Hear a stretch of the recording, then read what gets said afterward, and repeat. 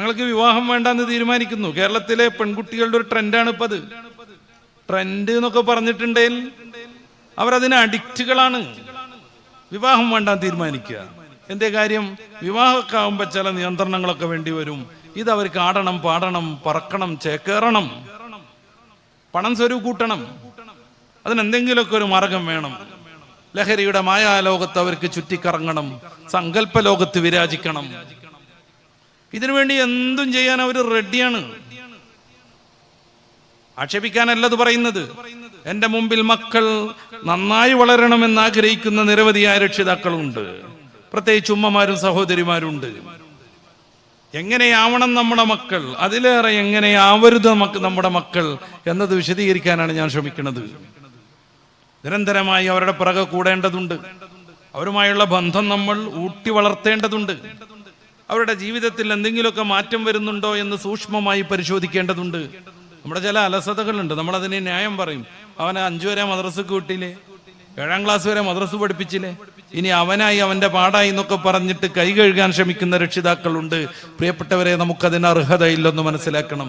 സയ്യിദ്ന അബ്ദുല്ലാഹി ഇബ്നു ഉമർ റളിയല്ലാഹു അൻഹു മഹാപണ്ഡിതനാണ്. ഫിഖ്ഹ് അറിയുന്ന വലിയ 4 പണ്ഡിതന്മാർ, 4 അബ്ദുള്ളമാർ ചരിത്രത്തിലുണ്ട്. അതിൽ ശ്രദ്ധേയനാണ് അബ്ദുല്ലാഹി ഇബ്നു ഉമർ റളിയല്ലാഹു അൻഹു, പ്രിയപ്പെട്ട ഉമർ റളിയല്ലാഹു അൻഹുവിന്റെ പുത്രൻ. ഒരു ദിവസം നബിയോടൊത്തുള്ള യാത്രയിൽ അബ്ദുല്ലാഹി ഇബ്നു ഉമർ റളിയല്ലാഹു അൻഹുവിന്റെ കുതിര അള്ളാഹുവിന്റെ റസൂലിന്റെ കുതിരയുടെ മുന്നിലേക്ക് ഓടി അതിന്റെ മുന്നിലൂടെ അങ്ങോട്ട് പാഞ്ഞു പോകുന്നു. സയ്യിദ്ന ഉമറുൽ ഫാറൂഖ് തങ്ങൾ അവിടെ ഇല്ലായിരുന്നു. പക്ഷേ എവിടെ നിന്നോ പെട്ടെന്ന് അവിടെ എത്തി ആ കുതിരയുടെ കടിഞ്ഞാൻ പിടിച്ച് വട്ടം ചുറ്റിച്ച് ആ നിരയുടെ ബാക്കിലേക്ക് കൊണ്ടുവന്ന് നിർത്തിയിട്ട് പണ്ഡിതനായ മുത്തബിഉസ്സുന്നയായ 4 മദ്ഹബുകൾ 4 അബ്ദുള്ളമാരിലേക്ക് ചെല്ലുന്നുവെന്നാണ് സൂക്ഷ്മമായ പഠനം. അതിലൊരു മഹാനായ അബ്ദുല്ലാഹി ഇബ്നു ഉമർ എന്ന തന്റെ പുത്രനോട് ഹബീബായ നബി സല്ലല്ലാഹു അലൈഹി വസല്ലമ തങ്ങളുടെ മുന്നിലൂടെ കുതിരയോടിക്കാൻ, വാഹനം ഓടിക്കാൻ നിനക്ക് എങ്ങനെ ധൈര്യം വന്നടാ എന്ന് ശക്തമായ ഭാഷയിൽ സയ്യിദ്ന ഉമറുൽ ഫാറൂഖ് തങ്ങൾ ചോദിക്കുകയാണ്. വിനയത്തോടുകൂടെ, ഭവ്യതയോടുകൂടെ അബ്ദുല്ലാഹി ഇബ്നു ഉമർ തങ്ങൾ മറുപടി പറഞ്ഞു, പിതാവേ ക്ഷമിക്കണം, ഞാൻ ഒരിക്കലും ഹബീബായ നബി തങ്ങളുടെ വാഹനത്തിന് മുന്നിലേക്ക് എൻ്റെ വാഹനത്തെ ഓവർടേക്ക് ചെയ്യിപ്പിച്ചതല്ല. പരിശീലനം പൂർത്തിയാകാത്തൊരു കുതിരയാണ്, അതെന്റെ നിയന്ത്രണം ഭേദിച്ചോടിപ്പോയതാണ്. എന്റെ നിയന്ത്രണത്തിൽ നിൽക്കാതെ അത് ഓടിപ്പോയതാണ്.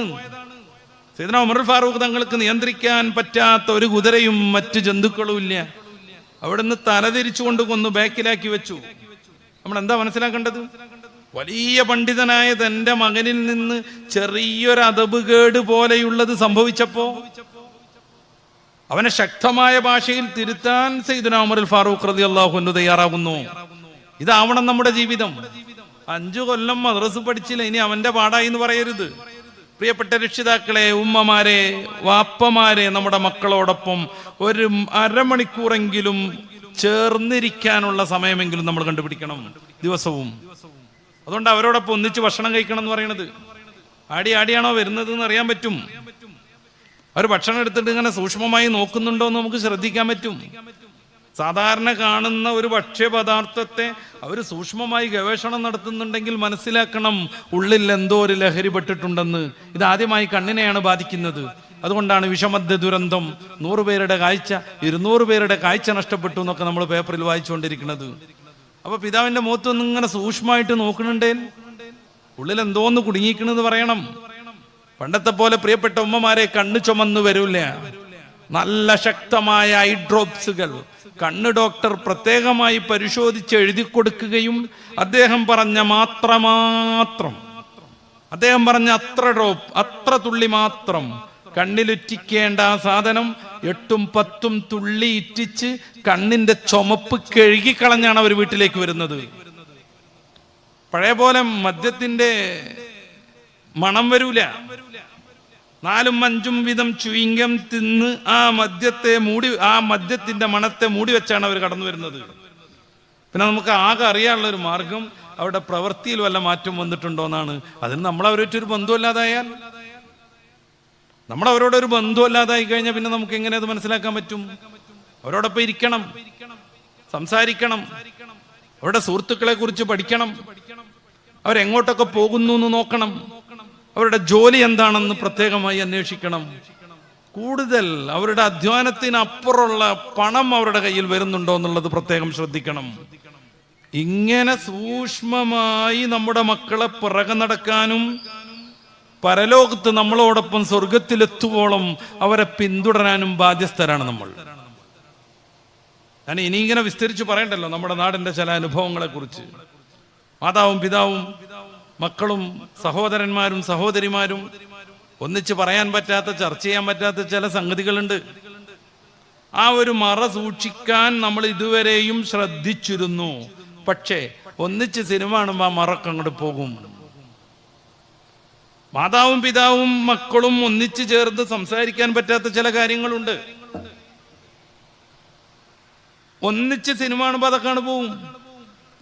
പിന്നെ ഇതെന്റെ സഹോദരിയാണെന്ന് ബോധം വരാതെ ഏതോ ഒരു അന്യപെണ്ണാണെന്ന് കരുതി സഹോദരിയെ സമീപിക്കുന്നവർ വർദ്ധിച്ചു വരുന്നു. ചില പ്രമാദമായ കേസുകൾ, ബലാത്സംഗ കേസുകളൊക്കെ ചർച്ച ചെയ്യുമ്പോൾ പോലീസ് ഓഫീസർമാരുടെ ശ്രദ്ധക്കുറവ് കൊണ്ടാണ് പ്രതികൾ അറസ്റ്റ് ചെയ്യപ്പെടാത്തതെന്നും ഇത്തരം കേസുകൾ വർദ്ധിച്ചു വരുന്നതെന്നും വിമർശനങ്ങൾ ഉണ്ടാകുമ്പോൾ ചില പോലീസ് ഓഫീസർമാർ നടത്തുന്ന ഒരു പത്രസമ്മേളനമുണ്ട്. നിർഭയ എന്ന് പറയുന്ന പെൺകുട്ടി ഇന്ത്യ മൊത്തം ലോകരാഷ്ട്രങ്ങൾക്ക് മുന്നിൽ നാണം കൊട്ടൊരു കേസായിരുന്നു. അത് നമുക്കറിയാം, ഞാൻ വിസ്തരിക്കല്ല.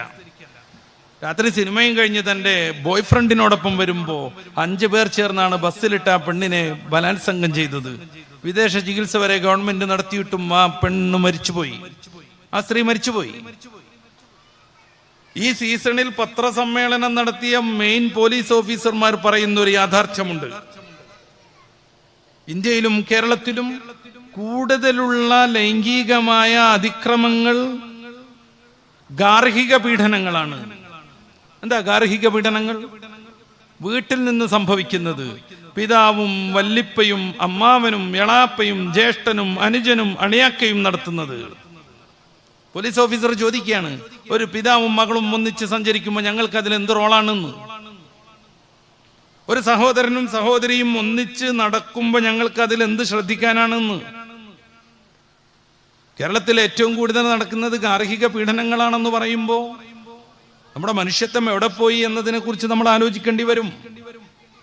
സ്വന്തം പെങ്ങളെയും സ്വന്തം മകളെയും സ്വന്തം ഉമ്മയെയും ഒക്കെ ലൈംഗിക വൃത്തിക്ക് ഉപയോഗപ്പെടുത്തണമെന്നും അത് നല്ലൊരു ജൈവികമായ പരിണാമമാണെന്നും പഠിപ്പിക്കുന്നവരും ക്ലാസ് എടുക്കുന്നവരും നമ്മുടെ കേരളത്തിൽ പോലും ഉണ്ട്.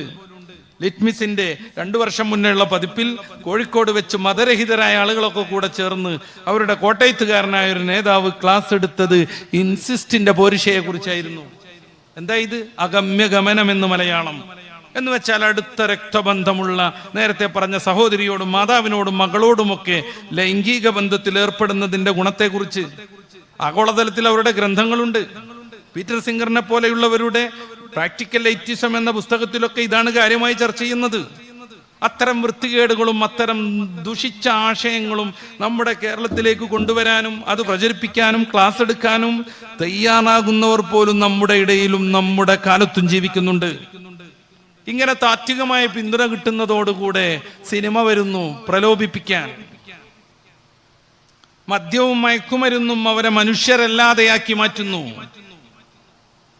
സിനിമയും അതുപോലെയുള്ള വൃത്തികെട്ട വീഡിയോകളും കണ്ട് ഇമോഷണലി ചൂടായി നിൽക്കുന്നവന്റെ മുന്നിൽ മയക്കുമരുന്നിന്റെ സ്വാധീനം കൂടി എത്തുമ്പോ ഇതെന്റെ പെറ്റമ്മയാണെന്ന ബോധത്തിൽ നിന്ന് അവൻ മാറുന്നു. ഇതെന്റെ പെങ്ങളാണെന്ന ശ്രദ്ധയിൽ നിന്ന് അവൻ മാറി സഞ്ചരിക്കുന്നു. അവന്റെ മുന്നിൽ 2 പേരും കേവലം സ്ത്രീകൾ മാത്രം. അങ്ങനെയാണ് സ്വന്തം മകനെ കൊണ്ട് കാസർഗോട്ടിലെ ഒരു മാതാവിന് ഗർഭം പേറേണ്ടി വരുന്നത്. അങ്ങനെയാണ് നിരവധി സഹോദരിമാർക്ക് അവരുടെ സഹോദരന്മാരിൽ നിന്ന് ഈ സംഭവം ഉണ്ടാകുന്നത്. ഞാൻ പ്രലോഭിതനായി പോയി എന്നാണ് കൗൺസിലറുടെ മുമ്പിൽ ഒരു ചെറുപ്പക്കാരൻ പറഞ്ഞത്. അച്ഛൻ കയ്യും പിടിച്ച് മോളെയും കൊണ്ട് അബോർഷന് ചെല്ലുന്നു ഒരു ആശുപത്രിയിലേക്ക്. അത് പാടില്ലെന്നും പറഞ്ഞ് കൗൺസിലിംഗ് കൊടുക്കുന്നു. ആ സമയത്ത് അച്ഛൻ പറയുന്നത്, ഇത് ഞാൻ സംരക്ഷിക്കാം, പ്രസവിക്കാൻ സമ്മതിക്കാൻ ചെയ്യാം, ഇത് എന്റെ മോളാണ്, ഇവൾക്ക് ഈ സംഭവം ഉണ്ടായത് അവന്റെ സ്വന്തം സഹോദരനിൽ നിന്നാണ്, എൻ്റെ മോനിൽ നിന്ന്, ഇനി ഞാൻ എന്ത് ചെയ്യണം എന്ന് ചോദിക്കുമ്പോ ഈ ചെറുപ്പക്കാരനെ വിളിച്ച് കൗൺസിലർ സംസാരിക്കുകയാണ്. ആ സമയത്ത് അവൻ പറഞ്ഞത് ഒരു പ്രമുഖമായ വാരികയിൽ വന്നിരുന്നു. ആ ചെറുപ്പക്കാരൻ പറഞ്ഞത്, അന്ന് പപ്പയില്ലായിരുന്നു വീട്ടിൽ, മമ്മിയില്ലായിരുന്നു വീട്ടിൽ, ഞാനും സിസ്റ്ററും ഒന്നിച്ച് സിനിമ കാണാനിരുന്നു. സിസ്റ്റർ സ്ലീവ്ലെസ് ആയ ഒരു ടീഷർട്ടായിരുന്നു ധരിച്ചത്, ഒരു ട്രൗസറും, ഞാനും ഒരു ബർമൂഡ ഇട്ടായിരുന്നു. ആ സിനിമ പുരോഗമിച്ചുകൊണ്ടിരിക്കുമ്പോ അതിലുള്ള നായകനും നായികയും കളിക്കുന്ന കളി കണ്ട് സാറേ ഞാൻ പ്രലോഭിതനായി പോയി എന്നാണ്. സാറേ ഞാൻ പ്രലോഭിതനായി പോയി. തൊട്ടടുത്തിരിക്കുന്നത് എന്റെ പെങ്ങളാണെന്നവൻ തൽക്കാലത്തേക്കെങ്കിലും മറന്നുപോയി. അവൻ യുക്തിവാദിയായി എന്നർത്ഥം. അല്ലാഹുവിന്റെ റസൂൽ സല്ലല്ലാഹു അലൈഹി വസല്ലം തങ്ങൾ പറഞ്ഞു, ലാ യസ്നി സാനി ഹീന യസ്നി വഹുവ മുഅ്മിൻ. മുഅ്മിനായിട്ട് ഒരാൾക്ക് വ്യഭിചരിക്കാൻ കഴിയില്ല. ആ നിമിഷത്തേക്ക് അവൻ യുക്തിവാദിയായി മാറുന്നു. ആ നിമിഷത്തേക്ക് അവൻ യുക്തിവാദിയായി മാറുന്നു. മതത്തിന്റെ ധാർമ്മിക ശീലുകൾ മാറ്റിവെക്കുന്നു. ലാ തഖ്റബു സിന, വ്യഭിചാരത്തിലേക്ക് അടുക്കരുതെന്ന ഖുർആനിന്റെ വാക്യം അവൻ മറന്നു പോകുന്നു. അവൻ യുക്തിക്ക് പ്രാധാന്യം കൊടുക്കുന്നു. നല്ലൊരു സന്ദർഭം, നല്ലൊരു ചാൻസ്, ഞാൻ എന്തിനിത് ഒഴിവാക്കണമെന്ന് അവൻ വിചാരിക്കുന്നു. യുക്തിയെ പ്രമാണമാക്കി പരിശുദ്ധ റസൂലിന്റെ വചനങ്ങളും ഖുർആനിന്റെ വാക്യങ്ങളും ഉപേക്ഷിച്ച് ആത്മീയതയിൽ നിന്നും മതത്തിൽ നിന്നും മാറി തൽക്കാലത്തേക്ക് അവൻ യുക്തിവാദിയായി മാറുന്നു. ലാ യസ്നി സാനി ഹീന യസ്നി വഹുവ മുഅ്മിൻ. മുഅ്മിനായി കൊണ്ട് ഒരുത്തന് വ്യഭിചരിക്കാൻ കഴിയില്ല. അവൻ യുക്തിവാദിയായാണ് വ്യഭിചരിക്കുന്നത്. കള്ളിനെ കുറിച്ച് മുത്തറസൂൽ അത് തുറന്നു പറയുന്നുണ്ട്. വലാ യശ്രിബുൽ ഖംറ ഹീന യശ്രിബുഹാ. കള്ളു കുടിക്കുന്നവൻ ആ കുടിക്കുന്ന സന്ദർഭത്തിൽ മുഅ്മിനല്ല. മുഅ്മിനാണെങ്കിൽ സൂറത്തുൽ മാഇദയുടെ 90-ാമത് വചനം അവന്റെ മനസ്സിലുണ്ടാകും. ഇന്നമൽ ഖംറു വൽ മൈസിർ, ചൂതാട്ടവും കള്ളും നിഷിദ്ധമാണെന്നും ഫഹൽ അൻതും മുൻതഹൂൻ, വിരമിക്കുന്നില്ലേ എന്ന ഖുർആനിന്റെ മനോഹരമായ ആ ഒരു ചോദ്യം അവന്റെ മനസ്സിൽ തളം കെട്ടി നിൽക്കും. അവൻ അതിൽ നിന്ന് മാറിപ്പോകും. അങ്ങനെയാണ് മദീന തെരുവിലൂടെ ഈ സൂക്തം ഇറങ്ങിയപ്പോൾ മദ്യത്തിന്റെ പുഴകൾ ഒഴുകിയത്. സിനിമ പ്രലോഭിപ്പിക്കുമ്പോൾ മതത്തിൽ നിന്ന് മാറി യുക്തിവാദത്തിലേക്ക് എത്തുന്നു. തൽക്കാലത്തേക്കെങ്കിലും ദാർശനികമായി അവൻ അങ്ങനെ ഒരു തീരുമാനം എടുത്തിട്ടില്ലെങ്കിൽ പോലും യുക്തി അവൻ പ്രമാണമാക്കുന്നു, പ്രാധാന്യം കൊടുക്കുന്നു.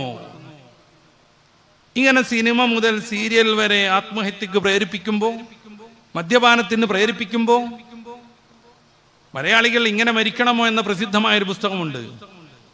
പഴയ പോലീസ് ഓഫീസർ ഷിബി മാത്യു തയ്യാറാക്കിയത്. അതിന്റെ ന്യൂ എഡിഷനും ഈയിടെ പുറത്തിറങ്ങിയിട്ടുണ്ട്. പുതിയ കണക്കുകളെല്ലാം വെച്ച് പഴയ കണക്കുകളൊക്കെ അപ്ഡേഷൻ ചെയ്തുകൊണ്ടുള്ള പതിപ്പ്. അദ്ദേഹം പറയുന്നുണ്ട്, കേരളത്തിൽ ആത്മഹത്യയുടെ പ്രധാന കാരണം മദ്യപാനമാണെന്ന്.